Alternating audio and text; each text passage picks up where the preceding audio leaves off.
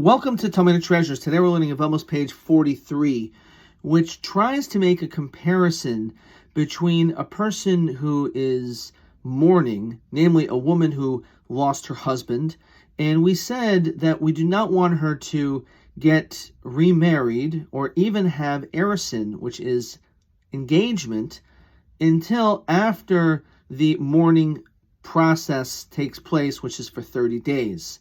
However, when it comes to Tisha B'Av, the saddest day in the Jewish calendar, when we remember the destruction of the first and second temple, on that we have restrictions on that day, but even the week preceding, we have certain things that are not allowed to be done. You're not supposed to build, you're not supposed to plant beautiful gardens, which will bring you joy. We're supposed to minimize certain business transactions, but we do allow a person to get engaged.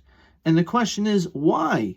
Why are we more lenient when it comes to Tisha B'Av, which is a terrible tragedy, and when it comes to this person who is in the process of mourning, we're more strict and we require them to wait before they can get engaged? And the Talmud tells us a fundamental difference between these two forms of mourning.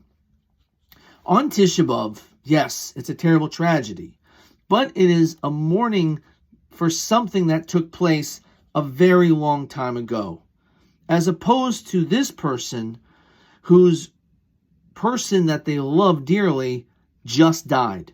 So their emotions, their feelings are raw, and we can understand that it would be not appropriate for that person to just get engaged right away during this mourning period, as opposed to, again, the mourning that took place for the temple, which again stood thousands of years ago. But it also gives another interesting reason.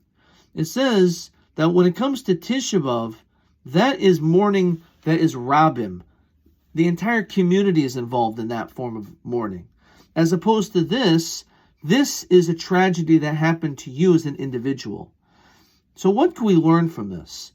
The pain and suffering that a person feels when they are alone is much more intense.